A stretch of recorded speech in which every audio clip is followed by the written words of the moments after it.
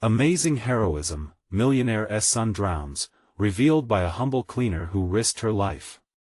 Marie glanced around the glimmering pool, the laughter of the affluent cascading over her like a tidal wave of disparity. She was a small figure in this grand scene, scrubbing a marble floor surrounded by opulence a world far removed from her own. The sun blazed down on the gathered elite at the Richmonds' luxurious pool party in Maplewood, Pennsylvania, yet here was Marie, in her faded jeans and a simple work shirt, feeling the itch of jealousy mingle with admiration. She was here to clean and earn a living, nothing more, but amidst the splashes and cheer, a sinister chill crept up her spine. A small, anxious voice curled through the laughter, and the panic began to bubble within her. Young Jason Richmond, just 7 years old, had vanished. Marie's heart raced as she dropped her rag, sorrow and urgency filling her chest. The rich didn't worry about such things, did they? Yet instinct overtook her as she charged toward the pool's edge, urgency propelling her into action. Help! He's drowning. The cries pierced her heart as the panic in her gut set fire to her limbs. She plunged into the cool water, ignoring the gasps of shocked partygoers. Her strokes cut through the surface with fierce determination, the weight of a mother's love driving her forward. But as she reached the deep end, reality coiled around her. Jason flailed helplessly, bubbles escaping his lips. In a blink, everything turned dark. The next few moments spiraled past her like a nightmare, the desperate cries fading as she struggled futilely. It was too late. The weight of what had happened crashed down as she pulled herself back to the surface, gasping for air, her heart heavy with an unbearable truth.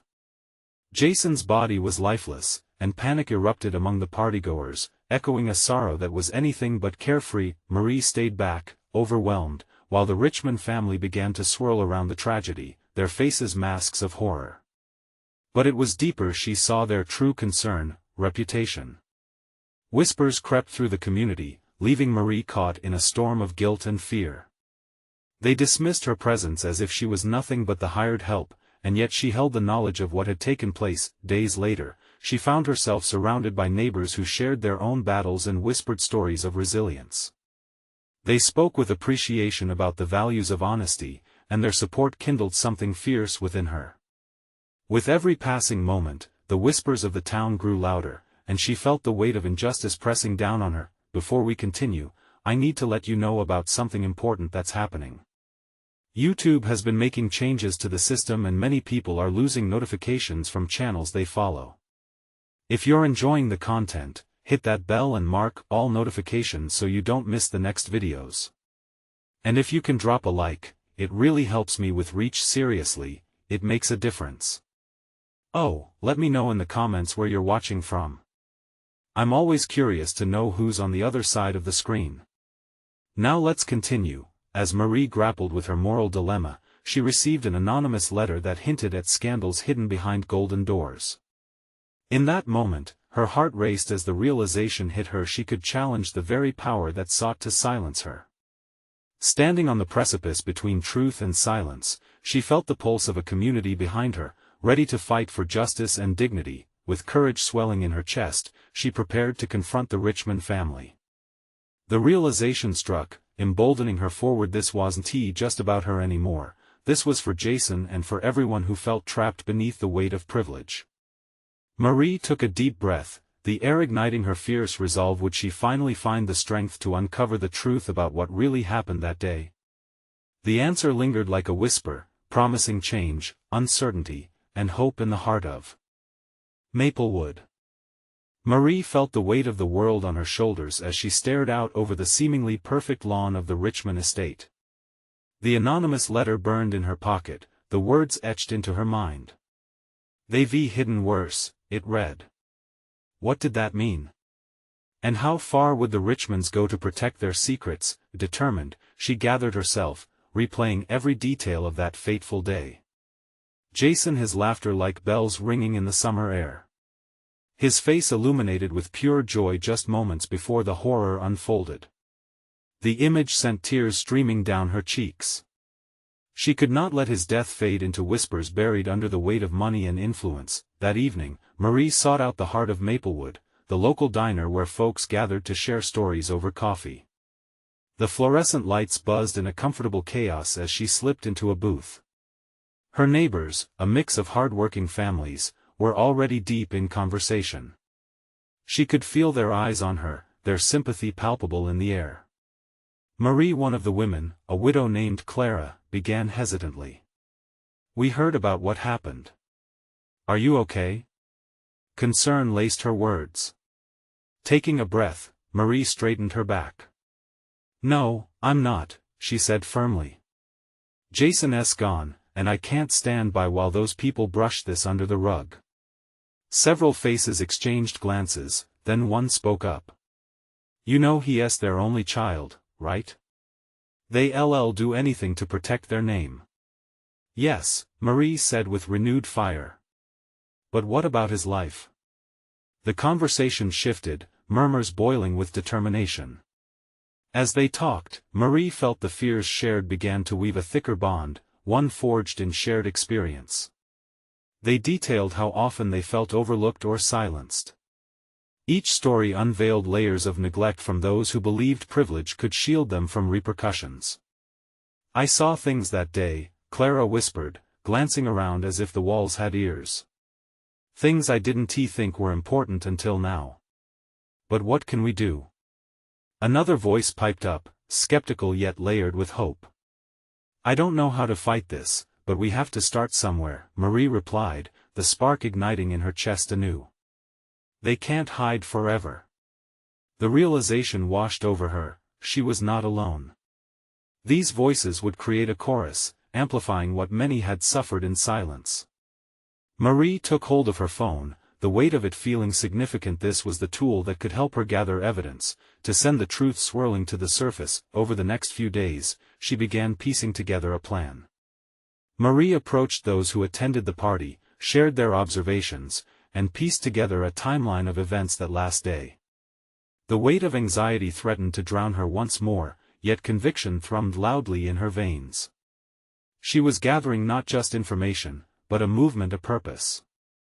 However, late one night, as she stowed away the last of her notes, her phone buzzed on the table. A text awaited her. "We know what you're doing, Marie. Back off, or there will be consequences." Marie's heart raced, a flood of fear twisting in her gut. But a fire sparked deep within her. No one would silence her anymore. The time had come to choose a path, but would she press on, even when faced with clarion warnings meant to intimidate? As she stared at the screen, determination as sharp as shattered glass, Marie felt one question echo in her mind: was she truly ready to confront the abyss of privilege and danger head-on? The resolution seemed dizzying, and she knew it would change everything. Marie woke up the next morning with a sense of foreboding hanging over her. The text from the night before still throbbed in her mind like a fresh bruise. It was easy to feel small in the face of such power, yet she could also feel a spark igniting something inside her. She could no longer hide.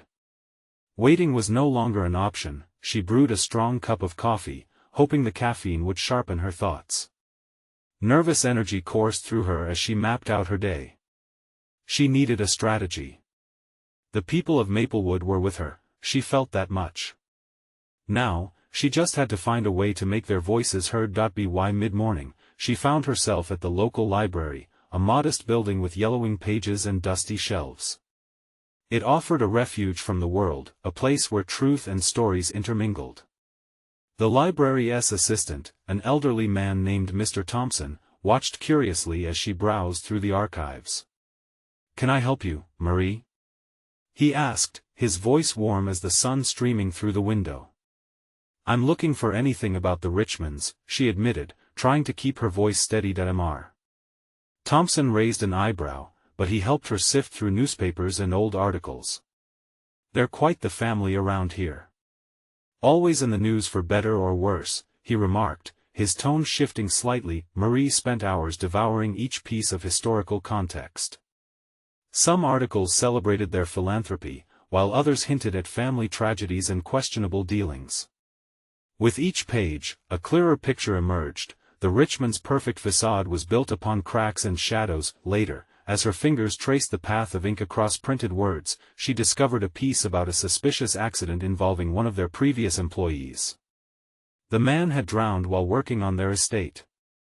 The article read like an afterthought, buried among stories of charity events.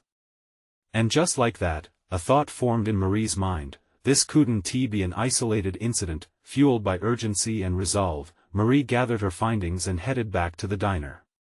The more information she unearthed, the more the tables turned. By the time she arrived, the usual banter mixed with the aroma of fresh pie took on a different energy, one of expectation and urgency. "Marie, what did you find?" Clara inquired, her voice a beacon of hope. "This isn't just about Jason. Their essay pattern, a history of cover-ups." Marie laid out the articles, feeling the eyes of her community on her, the hope fluttering as she spoke. "The Richmonds think they can bury the truth, but it's clearer than ever that they've gotten away with too much." Silence enveloped the diner. The murmurs of disbelief grew but morphed into shared anger, igniting a fierce determination in everyone present. "We can't let this go," a voice broke through the quiet. "We need to take this to the next level." It was a man named Frank, a local with good intentions and a loud voice that it was in that moment that Marie understood, this was more than a fight for justice, it was a movement. Together, they would gather evidence, unwavering in their pursuit. Each face reflected resolve, a shared courage that fortified her heart, but just as tension thickened in the air with dreams of action, Marie's phone buzzed again. This time, it was a number she didn't recognize, but the message left her frozen in dread. "You've crossed a line, Marie. You have no idea what you're inviting." A chilling realization settled in.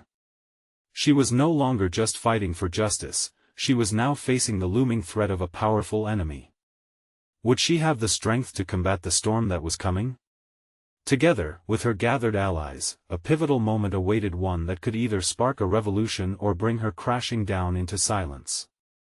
Would the truth finally emerge from the shadows, or would the Richmonds prove to be too formidable? Marie felt her heart race as she stared at the words on her screen. A mix of excitement and fear surged through her. It was one thing to uncover truths, it was another to now be threatened for it. She glanced around the diner, watching her friends still buzz with newfound energy, ready to act. But the message loomed large in her mind, she was in deep waters now. "Marie?" Clara's voice cut through her thoughts. "Are you all right?" Yeah. Just processing everything," Marie replied, forcing a smile. "It's time we take this to the next level." Frank's eyes lit up. "Right. We need to get the word out. What do you have in mind?" Marie asked, hoping to ground herself in action.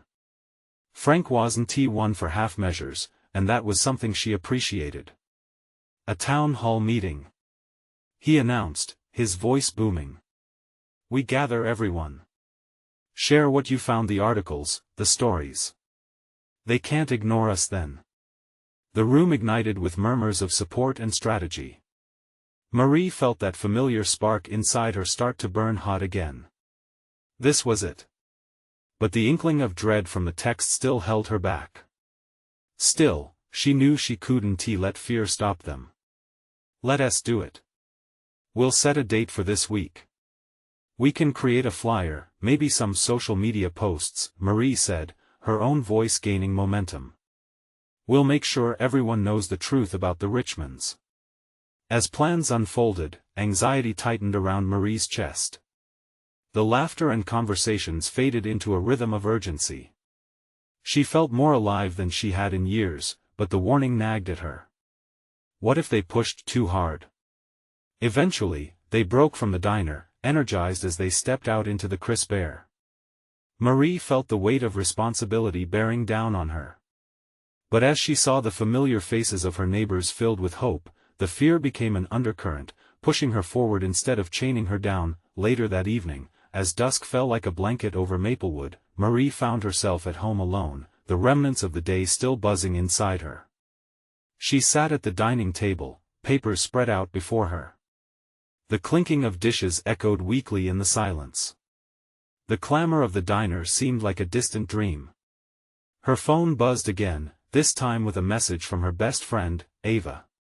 "You're doing something big, and I'm proud of you. Just be careful, okay?" Marie couldn't shake off the warnings. What was I inviting? She muttered to herself. What dangers lurked behind the professional smiles of the Richmonds? Getting lost in thoughts, she decided to dig deeper, researching more about the accidents connected to the Richmonds. Each article led her into a wormhole of dark corners and dirty deeds.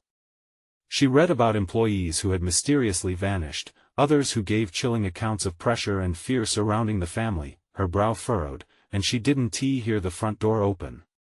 It wasn't until she felt a presence beside her that she jumped. It was her brother, Jack, back from work early. "Hey! You scared me. What are you working on?"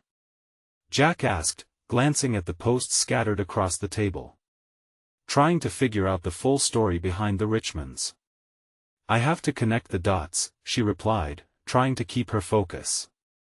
Jack pulled up a chair, studying her face. "You sure you want to be digging into their business? They have a lot of influence, Marie. This could get dangerous." "I know. But someone has to do it. It's not just about Jason anymore, it's about everyone." Before Jack could respond, Marie's phone vibrated yet again, this time persistently. Hesitatingly, she picked it up, a cold shiver running down her spine as she glanced at the name on the screen. "Daniel Richmond, Jr. Sorry to bother you, but we need to talk. This is bigger than you think." Marie's stomach dropped. The next step loomed before her. Would she be able to turn back, or was she ready to confront the hurricane brewing on the horizon? Marie stared at the screen, the vibrations from her phone still echoing in her hand. Daniel Richmond, Jr. The name hung in the air like a heavy fog, obscuring her vision with relentless uncertainty. Her pulse quickened. What could he possibly want to say? "Are you going to answer?" Jack leaned closer, concern etched across his face. "What if he is trying to intimidate you?" "I can't just ignore him," Marie said, her voice barely above a whisper. "There's a chance he might have something important to share." A flutter of hope danced at the pit of her stomach. With a shaky breath, she pressed the green icon, her heart thundering in her ears. "Hello? Marie," Daniel's voice came through, smooth and disarming. "Thanks for getting back to me on such short notice. I know things are tense right now, but I assure you, I'm not here to threaten you." She hesitated, not fully trusting his words. "What do you want, Daniel?" "I'd like to meet. Can we talk in person? Somewhere private?"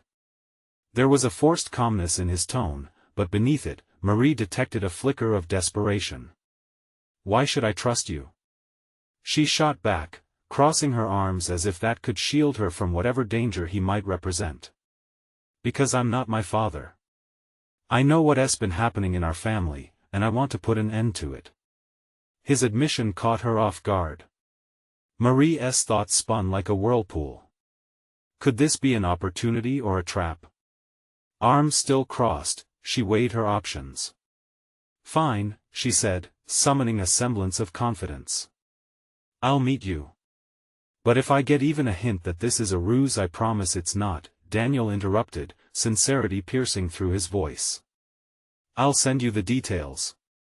The line went dead, leaving tension crackling in the air. Marie set her phone down, staring at it like it contained the secrets of the universe. Jack softly broke the silence. "Are you sure about this? It sounds risky." "I have to know," she replied, more to herself than to him. "This could go deeper than I thought." With the meeting time set for the next day, sleep came in fits. Marie tossed and turned, her mind racing with questions and scenarios. What if Daniel attempted to pull her into their schemes? If his family possessed the power to intimidate her, what would keep Daniel safe? Morning arrived, the sunlight spilling into her room, presenting a world that felt all too normal. She showered, trying to wash away the doubt clinging to her like a second skin. There was no turning back now. Dressed and ready, Marie headed to the cafe where they agreed to meet. The streets of Maplewood pulsed with life, but each familiar face only made her insides clench tighter. She took a deep breath before entering the cafe, her stomach twisting in anticipation. Would Daniel appear as just another wealthy figure, concealing more than he revealed, or would he be the ally she needed, seated in a quiet corner, her hands fidgeted around her coffee cup as she waited? The anxiety scraped at her nerves, echoing in her mind as the minutes ticked by. Would she expose something monumental, or find herself entangled deeper than she could imagine? Just as doubt began to settle in, the door swung open. Daniel stepped inside. Eyes scanning the room, he caught her gaze. A brief flicker of recognition passed between them, two people caught in the crossfire of a dangerous game. He approached, his expression serious yet revealing a hint of urgency. "Marie," he said, sinking into the seat across from her. "I appreciate you meeting me. There's so much you don't know."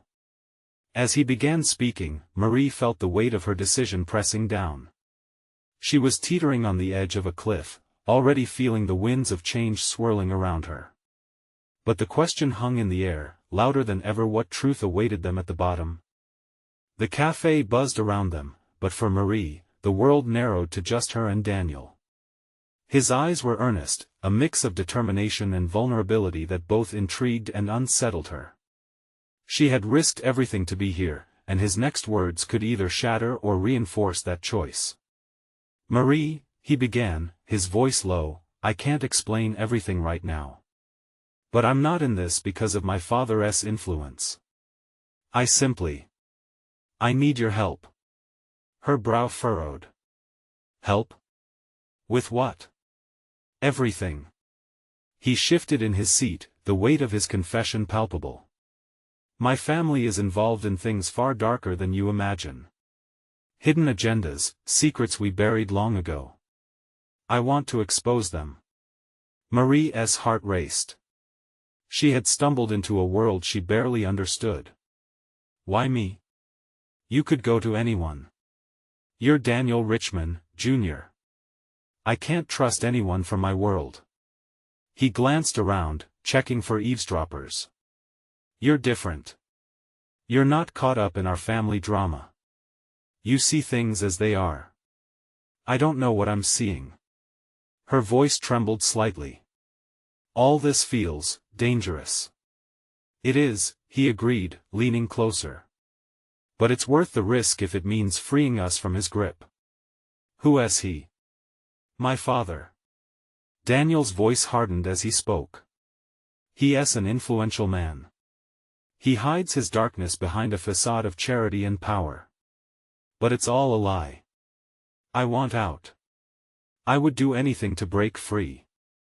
Marie's mind raced, piecing together the puzzle. The shadows cast by the Richmond name grew darker, more threatening. "And you think I can help you do that?" "Yes," he said, desperation flooding his tone. "You've already shown bravery just by being here. I can trust you. Together, we can fight back." A knot twisted in her stomach. She felt an odd connection, a shared desire for justice. "What do you need from me?" "Information," he replied.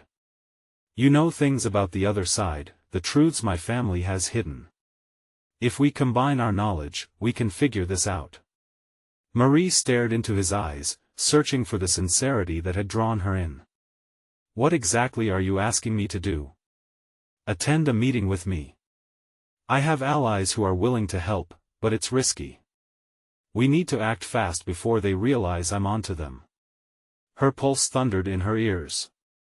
The stakes were higher than she had anticipated. What if they find out? They might threaten you. Or worse. He paused, eyes clouded with concern. "But I promise to protect you. I won't let them hurt you." It felt like a leap into darkness, a surreal decision that could send shockwaves through her life. But something within her flickered, the hope that perhaps this could be more than just a chance encounter. "I'll think about it," Marie said, her voice steadying. Daniel's expression softened, relief surfacing in his eyes. "Thank you. It's all I can ask right now." Their conversation dwindled as the weight of their next steps loomed. Marie realized their fates were intertwined in a way she never imagined. Daniel reached across the table, his hand hovering above hers, a silent promise that they were in this together. A loud crash echoed from the cafe entrance, drawing their attention. Suddenly, the door burst open, revealing a frazzled woman, her eyes wide with panic. "Please. Somebody help. It's my son." Marie's heart plummeted, the desperation in the woman's voice sent chills down her spine. The moment of truth had arrived. Would she continue on this path with Daniel, or dive headfirst into a new crisis? What were the real stakes in the world they were navigating? With a glance at Daniel, Marie knew they were about to face their own test of courage. Would they step up and confront the unfolding chaos, or would they falter in the face of danger? The cafe fell silent, the clatter of cups and chatter of voices replaced by an electric tension. Marie felt the air shift, thick with urgency. The woman, still gasping for air, clutched the doorway as though it were her lifeline. Panic radiated from her, echoing in the quickened heartbeats around the room. "Where is he?" Daniel demanded, rushing to the woman's side. His voice had transformed, shedding all traces of his earlier vulnerability. Now, he was fierce, resolute, and Marie could see a leader emerging. "No time to lose," the woman cried, her hands trembling. "He was playing by the river. He went under. Please, he needs help." Without a second thought, Marie jumped to her feet. She spurred into action, fueled by instinct and compassion. "Where?" she asked, urgency slicing through her fear. "Just down the street," the woman replied, pointing shakily. "By the old bridge." Daniel didn't hesitate.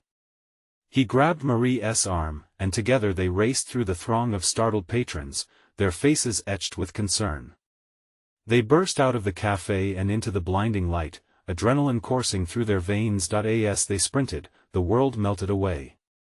The cafe, the secrets, the darkness that loomed over Daniel's family, it all faded, replaced by the singular focus on a child's life hanging in the balance. "Marie!" Daniel shouted, pulling her closer as they collided with the crowded sidewalk. "What if we can't get to him in time?"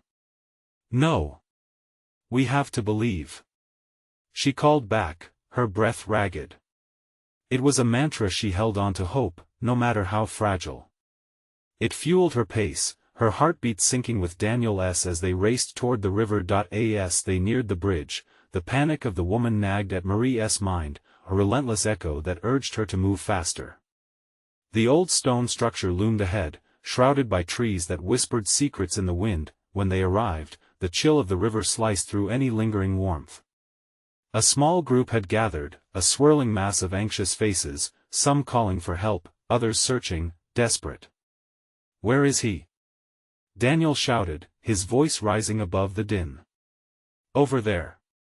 A man gestured toward the water, pointing to a small patch of swirling foam. The sight sent a jolt through Marie's chest, ripples spreading across the surface, concealing a life just beneath. She felt her heart lurch as Daniel's hand tightened around hers.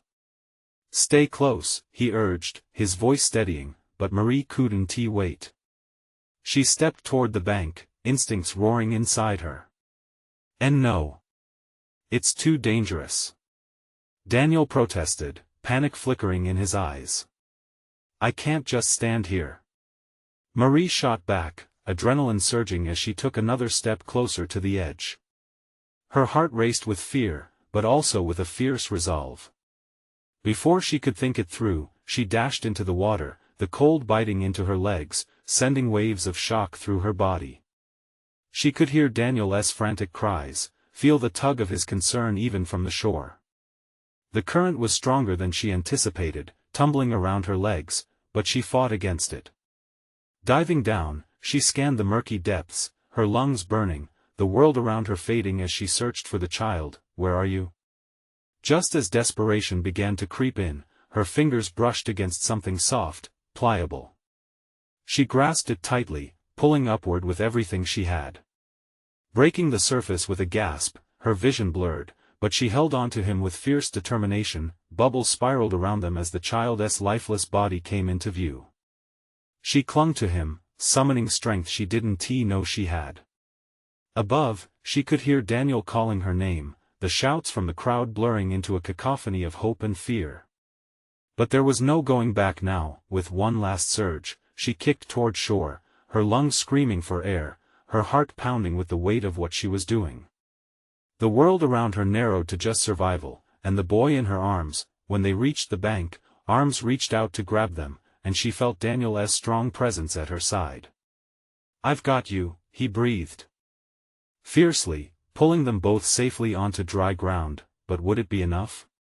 As the crowd erupted into a flurry of activity, Marie looked at Daniel, their breaths mingling, the uncertainty of moments ahead sinking in. What lay beyond this harrowing resolve? The whispers of danger grew louder as they learned whether or not their heroism would be enough to save the boy. The screams echoed in Marie's ears, mingling with the rush of water as she lay on the bank, panting fiercely. The child was limp in her arms, and her mind raced with an urgency that threatened to overwhelm her. Daniel knelt beside her and quickly began checking for signs of life, his fingers probing the child's neck for a pulse. Come on," he whispered anxiously, his breath quickening as every second ticked away. Marie's heart sank as she watched him shake his head, panic flaring in his eyes. "There's no heartbeat." "No." Marie choked out, feeling a desperate anger surge inside her. "You have to try. We can't just give up." Her hands, trembling, cradled the boy's pale face, desperate to somehow revive him. A few people from the crowd had started to gather around them, faces etched with a mix of concern and disbelief. Someone called for an ambulance, and for a moment there was hope. But as seconds turned into what felt like an eternity, Marie felt the despair tightening its grip on her. "Just keep going," she urged Daniel, her voice loud, almost frantic. He hesitated, desperation warring with hopelessness. But then he nodded, shifting to perform CPR, his hands pressing and releasing against the boy's chest with rhythm and purpose. "Breathe. Come on." Marie found herself yelling into the air as if her words alone could will the boy back to life, as if canvas of hope could paint itself into reality. She pressed down on his tiny chest alongside Daniel, the rhythm echoing her racing heart. The crowd swelled around them, spectators holding their breaths, waiting for a miracle. Each push, each breath felt desperate, filled with a prayer. Marie wondered if anyone else was feeling what she was, a raw, aching desperation that cut to the bone. Suddenly, the boy coughed, a sputtering gasp breaking through the silence. Daniel jerked back, eyes wide with disbelief. The small crowd erupted into a chorus of astonished cheers, but Marie barely noticed. Heart racing, she leaned down, her face close to the boy's. "Stay with us. You're okay," she begged, her voice catching on the edge of tears. The boy's eyelids fluttered as he blinked against the light, confusion flickering in his gaze before pain shot through his expression. He struggled to look away from Marie, and she felt a shiver pass through her. He was back, alive, but the battle was far from over. "Is he okay?" a voice from the crowd asked, shaking with barely concealed panic. Daniel grabbed the boy tightly, holding him close, as if shielding him from the world. "He will be," he reassured everyone, even as uncertainty laced his voice. Marie's heart soared, yet it felt tethered to the fear of what might still come. What if the child's recovery wasn't guaranteed? What if this moment became but a whisper in the wind? Sirens wailed in the distance, sounding closer with every heartbeat. Marie took a deep breath, fighting the tidal wave of emotions threatening to drown her. Would the medics save him? Would they believe in the miracle that Daniel and she had just accomplished? The crowd shifted, gripping one another, talking in hushed tones. As the flashing lights of the ambulance finally painted the scene in red and blue hues, Marie couldn't help but feel the weight of their eyes. They had witnessed something powerful, and she felt as if she had been thrust into a whirlwind. A hero for a day, yet still a humble cleaner. Daniel caught her gaze, a hint of awe mixing with the worry. "Marie, you saved him," he stammered, as they stepped back to let the paramedics through. But their eyes locked, and she could see questions swirling in his mind. Returning him to his family wouldn't undo the chaos that had unfolded. Would he fear the water now? Would he ever want to play near the river again? Just as a medic knelt beside them, the boy stirred, reaching for Marie's hand. "Thank you," he rasped, his voice barely a whisper, but filled with sincerity. Tears sprang to Marie's eyes, the heaviness suddenly lifting. "You're going to be all right," she said softly, squeezing his hand, hoping that her strength would translate into his recovery. The moment felt fragile, yet it flickered with the promise of healing. But deep down, a storm brewed in her heart. Would this boy's survival mean something more, something that linked their lives together? As the medics worked, the crowd began to ebb, the reality settling in that they had all witnessed something profound. But Marie couldn't shake off a feeling of foreboding. This wasn't over. "Why did you jump in?" Daniel asked, his voice low as they both stepped back, watching the scene unfold. The question hung between them, heavy with implications yet unexplored. "What if someone's life is in my hands again?" Marie mused softly, her heart still racing. "What do you do then?" Daniel's brows furrowed. "What do you mean?" Marie sighed. "What if the next time I can't pull someone back?" There was silence. The moment that followed prompted even more unforeseen questions as the medics rushed to save the boy, the crowd's comfort turning to low murmurs of disbelief and awe. What would this moment mean for them both when choices made in fear and urgency became stepping stones toward something profound? In the distance, the medics called out instructions, their voices mixed with the fading crowd. In that moment, uncertainty gripped Marie. She glanced back at the river, its calm surface now merely a mask of chaos hidden below. Her heart pounded with recognition that this was just the beginning, and she could feel the weight of new questions rising within her. Where would this path lead them next? The ambulance doors swung shut, the sirens fading into the distance, but the echoes of that moment clung to Marie's mind. Her body still buzzed with adrenaline, but the reality of what had just happened settled in like a heavy fog. "Did we really save him?" she whispered, more to herself than to Daniel. The boy, now whisked away to a hospital, felt like a piece of her heart had gone along with him. She glanced at the crowd, faces still alight with a mixture of awe and concern. It felt surreal, like an out-of-body experience. "Yeah," Daniel said, his voice steadier now but still laced with wonder. "We pulled him back. You did something incredible, Marie." He looked at her, his eyes searching. "But what does it mean for you?" What did it mean? As Marie stood there, surrounded by people who had witnessed her act of courage, she felt a swell of pride, but it was tangled with fear. The boy was alive, yes, but she couldn't shake the thought of what could have happened if she hadn't acted quickly enough. The river, once a beautiful escape, now loomed ominously in her mind, a swirling mass of danger. "Maybe it means I can do more than I thought," she murmured, brow furrowing as she considered her own words. "But I didn't know what would happen. What if it was different next time?" "You faced your fear today," Daniel said, his gaze unwavering. "That's not just luck. That's bravery." Bravery. The word felt foreign on her tongue. All she felt was raw uncertainty, a longing for clarity. Before she could respond, a woman from the crowd stepped forward, her face etched with concern. "Excuse me," she said, her voice shaking slightly. "Do you know who that boy was?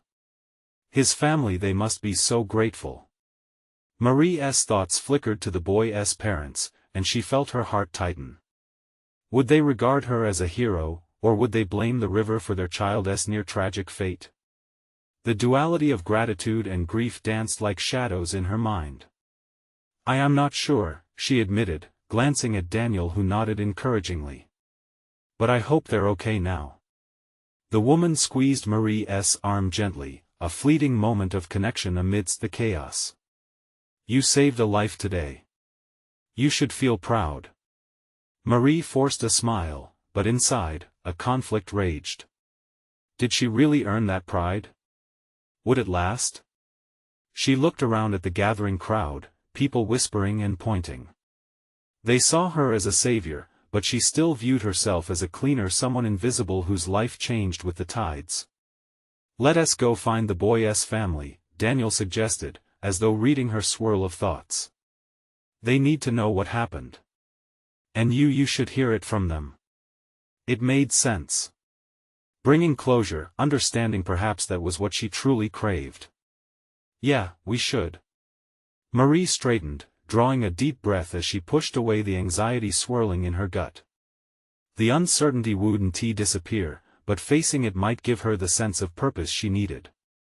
As they began to walk toward the hospital, the familiar streets felt different under her feet, charged with emotion, hope, and questions that hung heavy in the air. Life had changed not just for the boy, but for her, too. Marie, Daniel said softly, pulling her attention. This doesn't define you. You're more than this moment. She wanted to believe that. Wanted to see herself as the hero everyone else seemed to. But another question pressed on her mind, more urgent than before. What if this experience awakened a deeper part of her, parts she didn't want to confront, fears she didn't know how to face? As they approached the hospital doors, Marie's heart raced, grappling with the uncertainty of meeting the boy's family. Would they see her as the hero the town now believed her to be? Or would they simply want to know why she hadn't arrived sooner? The moment felt fragile, teetering on a precipice. She took a deep breath, ready to step into whatever came next. But in the back of her mind, one thought lingered: what if this was just the start of something that would change her forever? With that, she pushed the door open, and the unknown awaited her. Inside. The sterile glow of the hospital corridor hit Marie like a wave. The air was thick with tension and the scent of antiseptic, a reminder of the fragility of life. She and Daniel looked at each other, uncertainty etched on their faces. This is it, he said softly, an undercurrent of support in his voice, but even he seemed wary. We need to be strong for them. Right, Marie whispered, trying to steady her racing heart. Each step toward the waiting area felt monumental. Voices of family members echoed in the distance, mingling with the frantic beeping of machines. Robert's family was nearby, the urgency of the moment washed over her. When they reached the waiting room, an older couple stood huddled together, worry deepening the lines on their faces. Tears brimmed in the mother's eyes as she clutched her husband's arm tightly. I just don't understand how this could happen, she murmured, her voice trembling. Marie felt a sharp stab of empathy. She wanted to scream all the emotions pent up in her heart: anger, fear, grief, all for the pain they were feeling, for the unknown hovering dangerously close. But a rush of adrenaline pushed her forward, and she stepped into the light that beckoned from both the waiting couple and her own courage. Excuse me? She said, her voice strong but soothing. The couple turned to her, eyes wide with confusion and cautious hope. We were there, Daniel spoke up, taking a step closer.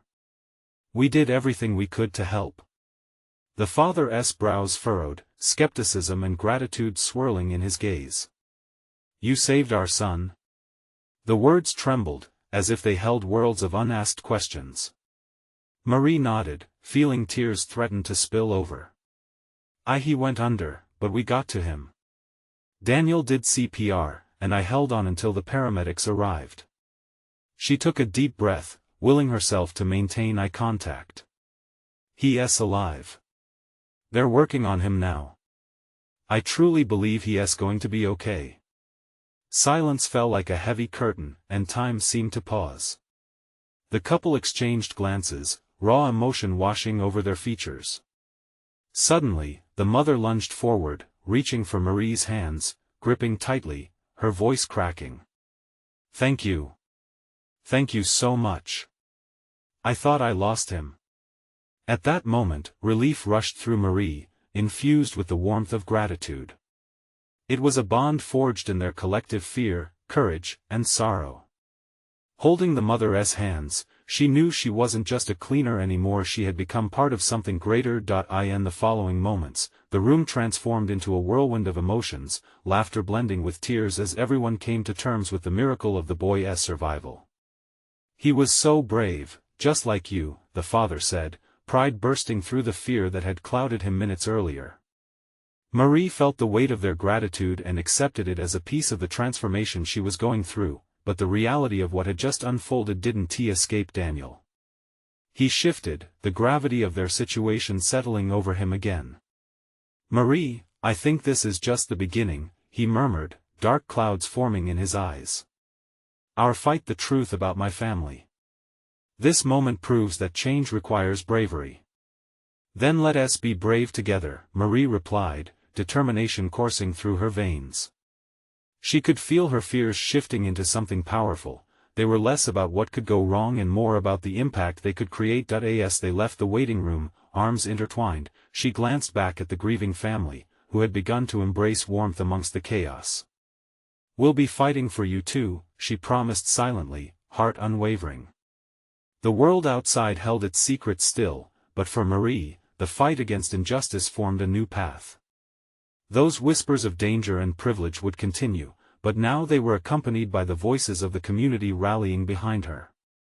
The sun dipped low on the horizon, painting the world in shades of hope and courage. With Daniel by her side, Marie felt a less burdening weight, a commitment to a purpose, a vow to join forces with those willing to rise against the storm. In that very instant, she saw herself anew, not just as a humble cleaner, but as a fierce protector, an advocate for justice.